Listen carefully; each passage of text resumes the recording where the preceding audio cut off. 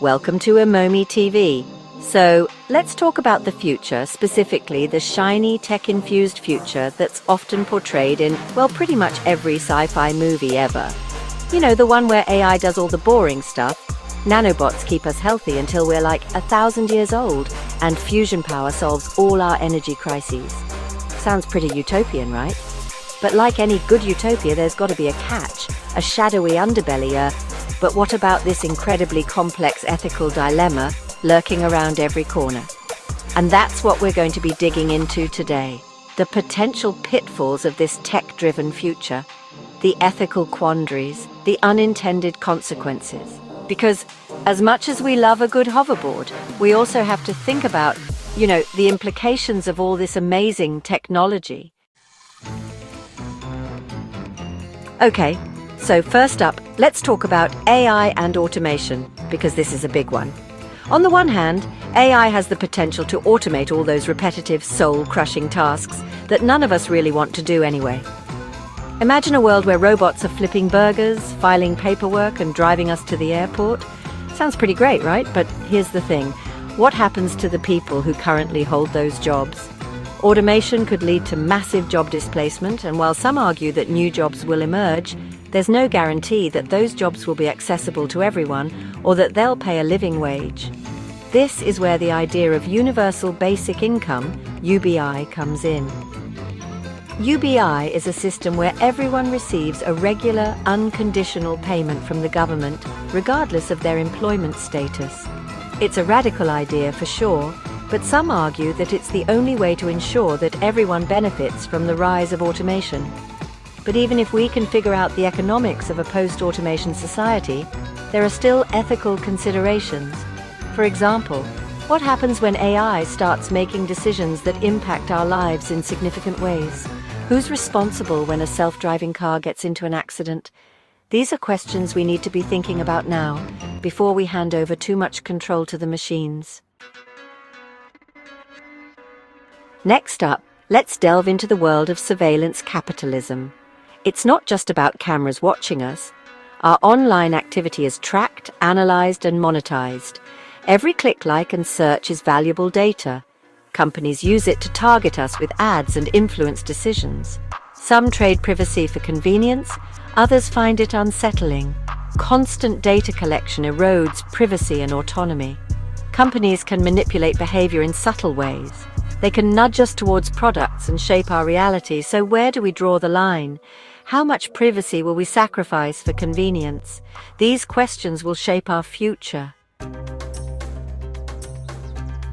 All right, let's talk about the digital divide, because technology, even with the best of intentions, doesn't always benefit everyone equally.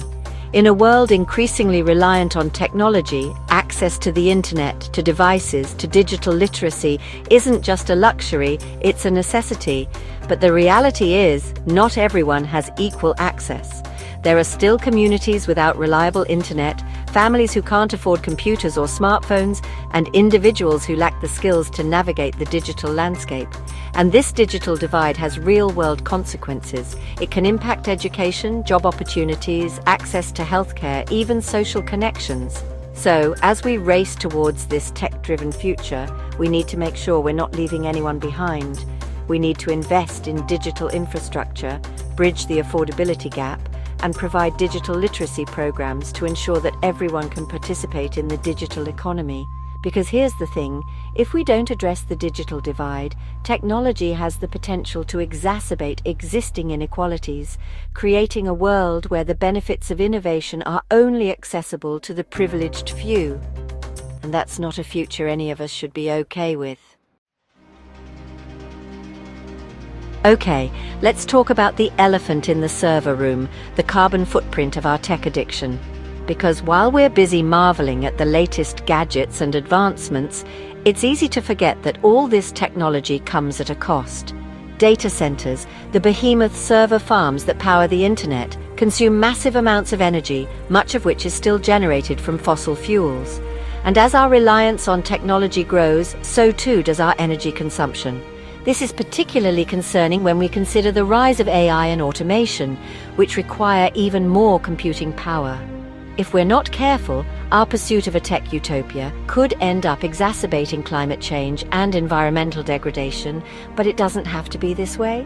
We can develop more energy-efficient technologies, transition to renewable energy sources, and design our devices with sustainability in mind. But it's going to require a conscious effort, a shift in our priorities, a willingness to invest in a greener future. Because ultimately, a tech utopia built on a foundation of environmental destruction isn't really a utopia at all, is it? Let's talk about the ethical implications of AI. As we hand over more control to algorithms, we need to ensure they align with our values. AI is only as good as the data it's trained on. If that data reflects societal biases, the AI will inherit and amplify them. We've seen facial recognition software less accurate for people of color and algorithms perpetuating gender stereotypes. It's crucial to develop ethical guidelines for AI that prioritize fairness, transparency, and accountability. We must ensure AI is used for good and that its benefits are shared by all. The future of AI is up to us. So, there you have it. The potential pitfalls and promises of our tech-driven future. It's a future full of incredible possibilities, but also complex challenges.